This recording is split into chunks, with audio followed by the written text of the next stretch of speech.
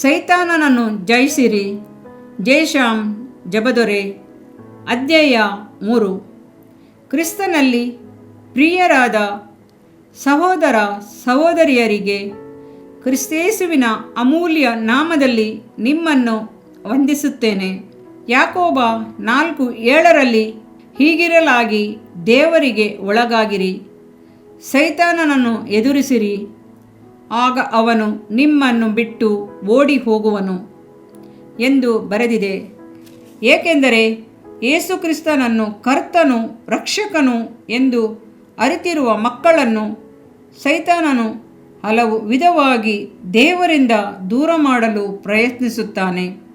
ಆದರೆ ನಾವಾದರೂ ಅಂಧಕಾರ ಶಕ್ತಿಗಳನ್ನು ನಮ್ಮ ಸ್ವಂತ ಬಲದಿಂದ ಜಯಿಸಲು ನೋಡುತ್ತೇವೆ. ನಮ್ಮ ಬಲವು ಸೈತಾನನ ಕೋಟೆಗಳನ್ನು ಕೆಡವಿ ಹಾಕುವಂಥ ದೇವ ಬಲವಾಗಿರಲಾರದು. ಆದುದರಿಂದ ಪೌಲನು ಬರೆಯುವಾಗ ನಮ್ಮ ಯುದ್ಧವು ಮನುಷ್ಯ ಮಾತ್ರದವರ ಸಂಗಡವಲ್ಲ, ಎಫೆಸ 6:12 ಎಂದು ಬರೆಯುತ್ತಾನೆ. ನಾವು ಉಪಯೋಗಿಸುವ ಆಯುಧಗಳು ದೇವರ ಎಣಿಕೆಯಲ್ಲಿ ಬಲವಾಗಿದ್ದು ಕೋಟೆಗಳನ್ನು ಕೆಡವಿ ಹಾಕುವಂಥವುಗಳಾಗಿವೆ. 2 ಕೊರಿಂಥ 10:4 ಎಂದು ಹೇಳುತ್ತದೆ.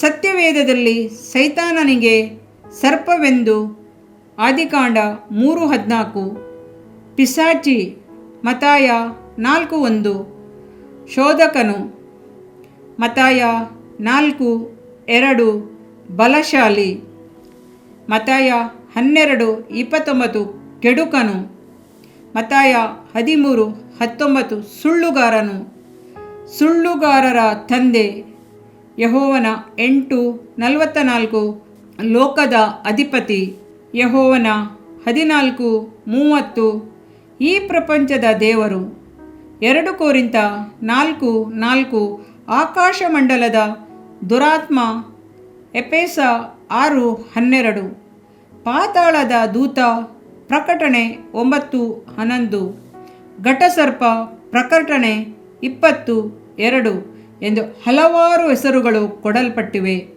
ಅವನ ಮುಖ್ಯ ಕಾರ್ಯಗಳು ದೇವರ ಕೆಲಸಗಳನ್ನು ಅಡ್ಡಿಪಡಿಸುವುದು, ಮಕ್ಕಳು ಪರಲೋಕ ರಾಜ್ಯಕ್ಕೆ ಸೇರದ ಹಾಗೆ ಅಡ್ಡಿಪಡಿಸುವುದು, ದೇವರಿಗೆ ಭಯಪಡುವವರನ್ನು ತಾಕುವುದು, ಯೋಬ 1:12, ಅವಿಶ್ವಾಸಿಗಳ ಕಣ್ಣುಗಳನ್ನು ಕುರುಡಾಗಿಸುವುದು, 2 ಕೊರಿಂಥ 4:4, ಪರಿಶುದ್ಧ ಜನರನ್ನು ಎದುರಿಸಿ ನಿಲ್ಲುವುದು, ಎಫೆಸ 6:11, ಸುಳ್ಳಾದ ಅದ್ಭುತಗಳನ್ನು ಮಾಡುವುದು, 2 ಥೆಸಲೋನಿಕ 2:9, ಅವಿಧೇಯತೆಗೆ ನಡೆಸುವುದು, ಆದಿಕಾಂಡ 3:4, ದೇವರ ಮಕ್ಕಳ ಕುರಿತು ಹೀನಯವಾಗಿ ಮಾತನಾಡುವುದು, ಯೋಬ 1:9, ವ್ಯಾಧಿಗಳನ್ನು ತಂದೊಡ್ಡುವುದು, ಯೋಬ 2:7, ನೀತಿವಂತರನ್ನು ಎದುರಿಸಿ ನಿಲ್ಲುವುದು, ಜಕರ್ಯ 3:1, ಒಳ್ಳೆ ನೆಲದಲ್ಲಿ ಬಿದ್ದ ಬೀಜಗಳನ್ನು ಕಿತ್ತು ಹಾಕುವುದು, ಮತ್ತಾಯ 13:19, ಕಳೆಗಳನ್ನು ಬಿತ್ತುವುದು, ಲೂಕ 9:42, ಗರ್ಜಿಸುವ ಸಿಂಹದಂತೆ ಯಾರನ್ನು ನುಂಗಲಿ ಎಂದು ಕಾಯುವುದು, 1 ಪೇತ್ರ 5:8. ಇಂಥ ಎಲ್ಲ ಕಾರ್ಯಗಳನ್ನು ಅವನು ಚುರುಕಾಗಿ ಮಾಡುತ್ತಾನೆ. ಸಭೆಗಳಲ್ಲಿ, ಐಕ್ಯ ಗುಂಪುಗಳಲ್ಲಿ, ಪ್ರಾರ್ಥನಾ ಗುಂಪುಗಳಲ್ಲಿ ಜಗಳವನ್ನು ಬಿತ್ತುವುದು, ಗುಣುಗುಟ್ಟುವಂತೆ ಮಾಡುವುದು, ಇವೆಲ್ಲ ಸೈತಾನನ ಕಾರ್ಯಗಳು. ಆದುದರಿಂದ ನಾವು ಕೆಡುಕನ್ನು ಎದುರಿಸಿ ನಿಲ್ಲಬೇಕು. ಸೈತಾನನು ಯಾವ ರೀತಿ ಕಾರ್ಯಗಳನ್ನು ಮಾಡುತ್ತಾನೆ ನೋಡೋಣ. ಮೊದಲು ದೇವರ ವಾಕ್ಯವನ್ನು ಹೃದಯದಿಂದ ತೆಗೆಯಲು ನೋಡುತ್ತಾನೆ. ಮಾರ್ಕ 4:15, ಸತ್ಯವೇದ ವಾಕ್ಯಗಳು ವಿಜ್ಞಾನ ರೀತಿಯಲ್ಲಿ ನೋಡುವುದಾದರೆ ಅದು ಸರಿಯಾದವುಗಳಲ್ಲ, ಬರೀ ಕಟ್ಟುಕತೆಗಳೇ. ಈ ರೀತಿಯ ಯೋಚನೆಗಳನ್ನು ಅವರ ಹೃದಯದಲ್ಲಿ ಬಿತ್ತುತ್ತಾನೆ. ಸತ್ಯವೇದ ವಾಕ್ಯಗಳ ಮೇಲಿರುವ ಆಸಕ್ತಿಯನ್ನು ತೆಗೆದುಬಿಡುತ್ತಾನೆ. ಕನ್ಯೆಯಲ್ಲಿ ಮಗು ಹುಟ್ಟುವುದು ಅಸಾಧ್ಯ, ನಂಬಲು ಆಗುವುದಿಲ್ಲ. ಯೇಸು ಸತ್ತು ಬದುಕಿ ಬರಲಿಲ್ಲ, ಪುನರುತ್ಥಾನ ಹೊಂದಲೂ ಇಲ್ಲ. ಈ ರೀತಿಯ ಸುಳ್ಳು ಬೋಧನೆಗಳು ಸೈತಾನನಿಂದ ಸೃಷ್ಟಿಯಾಗುತ್ತವೆ. ತಪ್ಪಾದ ವೇದವಾಕ್ಯಗಳು, ಭಾಷಾಂತಗಳನ್ನು ಸೈತಾನನು ಸೃಷ್ಟಿಸುತ್ತಾನೆ. ಸೈತಾನನು ನಿನ್ನ ನಂಬಿಕೆಯನ್ನು ಕೆಡಿಸುತ್ತಾನೆ. ಲೂಕ 22:31-32. ದೇವರಿಗಿಂತಲೂ ಮನುಷ್ಯನ ಅಧಿಕಾರಗಳು, ಯಂತ್ರಗಳು, ವಿಜ್ಞಾನಗಳು, ಮನುಷ್ಯನ ಮಾತುಗಳು ಇವುಗಳಲ್ಲಿ ಹೆಚ್ಚಾದ ನಂಬಿಕೆ ಇಡುವಂತೆ ಮಾಡುತ್ತಾನೆ. ಎಷ್ಟು ದಿನ ಪ್ರಾರ್ಥನೆ ಮಾಡಿದರೂ ದೇವರು ನಿನಗೆ ಯಾವ ಉತ್ತರವನ್ನು ಕೊಡಲಿಲ್ಲವಲ್ಲ. ಇಸ್ರೇಲರ ದೇವರು ನಿದ್ರೆ ಮಾಡುತ್ತಾನಾ? ಎಷ್ಟೋ ವರ್ಷಗಳು ಕಷ್ಟಪಟ್ಟು ಸೇವೆ ಮಾಡಿದರೂ ಸಿಕ್ಕಿದ್ದು ನಿಂದೆ, ಅಪಮಾನಗಳೇ. ಈ ರೀತಿಯ ಸಂದೇಹಗಳನ್ನು ತಂದು ಸಂಶಯ ಬೀಜಗಳನ್ನು ಬಿತ್ತುತ್ತಾನೆ. ಆಗ ನೀನು ಸೋತು ಹೋಗಿ ನಿನ್ನ ಬಲವು ಕುಗ್ಗಿ ಹೋಗಿ ಸೈತಾನನು ಹೇಳುವುದು ಸರಿ ಎಂದು ನೀನು ನೆನೆಸಬಹುದು. ಸ್ನೇಹಿತ, ಇಸ್ರೇಲರ ದೇವರು ನಿದ್ರಿಸುವುದಿಲ್ಲ, ತೂಕಾಡಿಸುವುದಿಲ್ಲ. ಕರ್ತನು ತನ್ನ ಸೇವಕರನ್ನು ನಿಶ್ಚಯವಾಗಿ ಘನಪಡಿಸುವನು, ನಿಮ್ಮ ಇಷ್ಟಾರ್ಥಗಳನ್ನು ನೆರವೇರಿಸುವನು. ಯೆರೆಮೀಯ 29:11.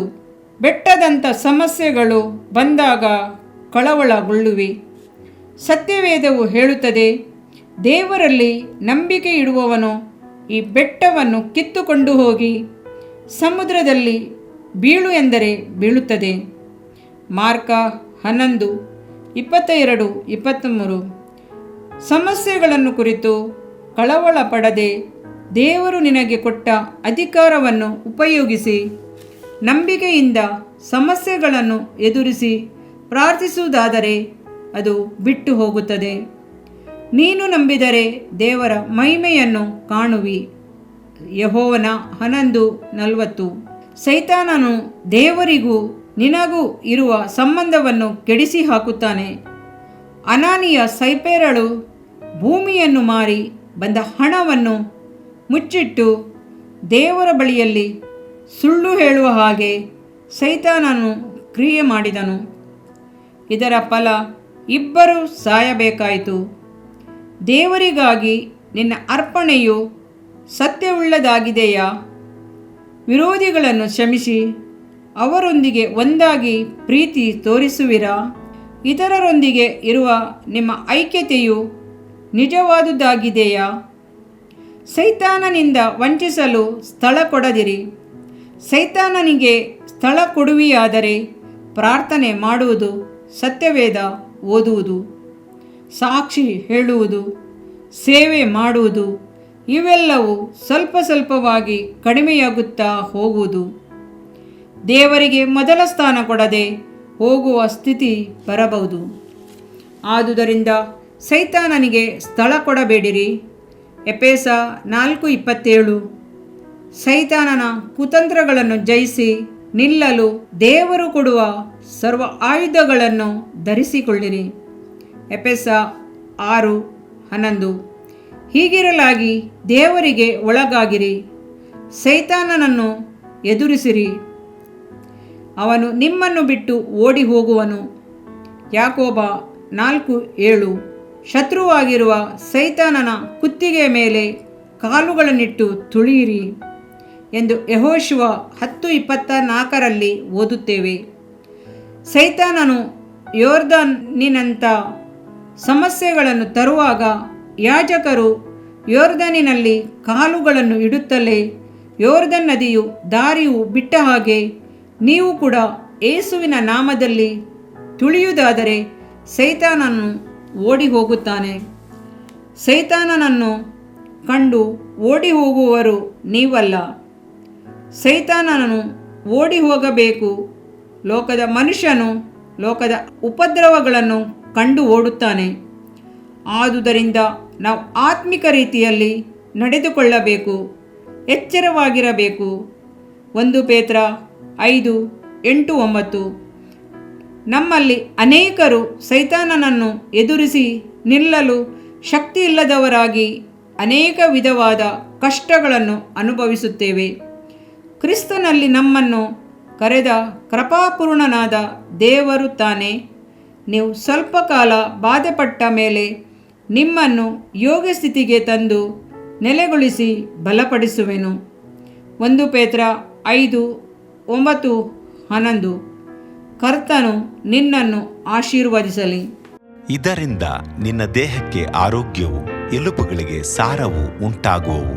ಜ್ಞಾನೋಕ್ತಿಗಳು 3ನೇ ಅಧ್ಯಾಯ 8ನೇ ವಾಕ್ಯ. ಪ್ರಿಯ ವೀಕ್ಷಕರೇ ಮತ್ತು ಕರ್ತನಲ್ಲಿ ಸಹೋದರ ಸಹೋದರಿಯರೇ, ನೀವು ನಮ್ಮ ಈ ಕಾರ್ಯಕ್ರಮವನ್ನ ವೀಕ್ಷಿಸಿದ್ದಕ್ಕಾಗಿ ದೇವರ ನಾಮದಲ್ಲಿ ನಿಮಗೆ ವಂದನೆಗಳು.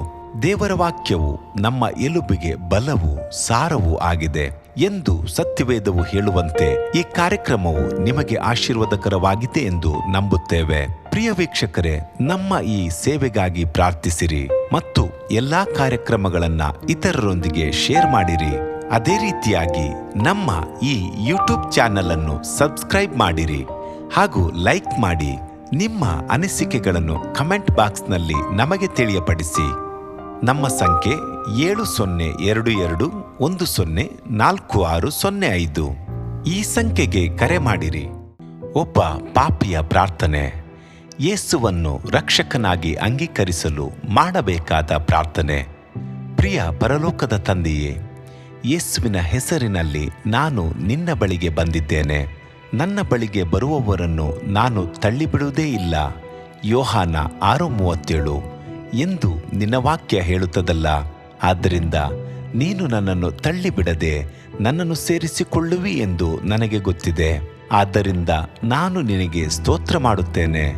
ನೀನು ನಿನ್ನ ವಾಕ್ಯದಲ್ಲಿ ನೀನು ಯೇಸುವನ್ನೇ ಕರ್ತನೆಂದು ಬಾಯಿಂದ ಅರಿಕೆ ಮಾಡಿಕೊಂಡು ದೇವರು ಆತನನ್ನು ಸತ್ತವರೊಳಗಿಂದ ಎಬ್ಬಿಸಿದನೆಂದು ಹೃದಯದಿಂದ ನಂಬಿದರೆ ನಿನಗೆ ರಕ್ಷಣೆಯಾಗುವುದು ಎಂತಲೂ ಕರ್ತನ ನಾಮವನ್ನ ಹೇಳಿಕೊಳ್ಳುವವರೆಲ್ಲರಿಗೆ ರಕ್ಷಣೆಯಾಗುವುದೆಂತಲೂ ಬರೆದಿದೆ.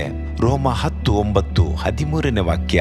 ಯೇಸು ಕ್ರಿಸ್ತನು ದೇವಕುಮಾರನೆಂದು ನನ್ನ ಹೃದಯದಲ್ಲಿ ನಂಬುತ್ತೇನೆ. ನನ್ನನ್ನು ನೀತಿವಂತನನ್ನಾಗಿ ಮಾಡುವುದಕ್ಕಾಗಿ ಆತನು ಸತ್ತವರೊಳಗಿಂದ ಎಬ್ಬಿಸಲ್ಪಟ್ಟನು ಎಂದು ನಂಬುತ್ತೇನೆ.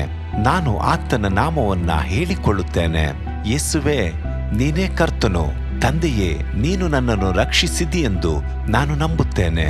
ನಿನ್ನ ವಾಕ್ಯವು ಹೇಳುತ್ತದೆ, ಮನುಷ್ಯನು ಹೃದಯದಿಂದ ನಂಬುವುದರ ಮೂಲಕ ನೀತಿಯು ದೊರಕುತ್ತದೆ, ಬಾಯಿಂದ ಅರಿಕೆ ಮಾಡುವುದರ ಮೂಲಕ ರಕ್ಷಣೆಯಾಗುತ್ತದೆ. ರೋಮ 10:10. ನಾನೀಗ ನನ್ನ ಹೃದಯದಲ್ಲಿ ನಂಬುತ್ತೇನೆ ಹಾಗೂ ಯೇಸುವೇ ನನ್ನ ಕರ್ತನೆಂದು ಅರಿಕೆ ಮಾಡುತ್ತೇನೆ. ಆದುದರಿಂದ ನಾನೀಗ ರಕ್ಷಣೆ ಹೊಂದಿದ್ದೇನೆ. ಅಪ್ಪಾ ತಂದೆಯೇ, ನಿನಗೆ ಸ್ತೋತ್ರ. ಲೂಕನು ಬರೆದ ಸುವಾರ್ತೆ 11ನೇ ಅಧ್ಯಾಯದಲ್ಲಿ ಬರೆದಿರುವಂತೆ, ನಿಮ್ಮಲ್ಲಿ ತಂದೆಯಾದವನು ಮೀನನ್ನು ಕೇಳುವ ಮಗನಿಗೆ ಮೀನು ಕೊಡದೆ ಹಾವನ್ನು ಕೊಡುವನೆ? ಅಥವಾ ತತ್ತಿಯನ್ನು ಕೇಳಿದರೆ ಚೇಳನ್ನು ಕೊಡುವನೆ? ಹಾಗಾದರೆ ಕೆಟ್ಟವರಾದ ನೀವು ನಿಮ್ಮ ಮಕ್ಕಳಿಗೆ ಒಳ್ಳೆ ಪದಾರ್ಥಗಳನ್ನ ಕೊಡಬಲ್ಲವರಾದರೆ ಪರಲೋಕದಲ್ಲಿರುವ ನಿಮ್ಮ ತಂದೆಯು ತನ್ನನ್ನು ಬೇಡಿಕೊಳ್ಳುವವರಿಗೆ ಎಷ್ಟೋ ಹೆಚ್ಚಾಗಿ ಪವಿತ್ರಾತ್ಮ ವರವನ್ನ ಕೊಡುವವನಲ್ಲವೇ ಅಂದನು. ತಂದೆಯೇ, ನೀನು ಕೇಳಿಕೊಳ್ಳುವವರಿಗೆ ಪವಿತ್ರಾತ್ಮನ ವರವನ್ನು ಹೇರಳವಾಗಿ ಕೊಡುವಾತನಾಗಿದ್ದಿ. ಆದ್ದರಿಂದ ನನ್ನ ಮೇಲೆಯೂ ನಿನ್ನ ಆತ್ಮನನ್ನು ಸುರಿಸಬೇಕಾಗಿ ಬೇಡಿಕೊಳ್ಳುತ್ತೇನೆ. ಕೀರ್ತನೆ 81:10 ಬರೆದಿದೆ, ಅಗಲವಾಗಿ ಬಾಯಿದೆರೆಯಿರಿ, ಅದನ್ನು ತುಂಬಿಸುವೆನು. ಕರ್ತನೇ, ನನ್ನನ್ನು ಪವಿತ್ರಾತ್ಮನಿಂದ ತುಂಬಿದಂತ ನೀನು ನನ್ನನ್ನು ಅನ್ಯ ಭಾಷೆಯ ವರದಿಂದಲೂ ತುಂಬುವವನಾಗಿದ್ದಿ ಎಂದು ನಂಬುತ್ತೇನೆ. ಅದರಂತೆ ನಾನು ನನ್ನ ಬಾಯಿಯನ್ನು ತೆರೆದು ನಿನ್ನ ಸ್ತೋತ್ರ ಮಾಡುವಾಗ ಅನ್ಯ ಭಾಷೆಯ ಅಭಿಷೇಕದಿಂದ ನನ್ನನ್ನು ತುಂಬುವವನಾಗಿದ್ದಿ ಎಂದು ನಂಬುತ್ತೇನೆ.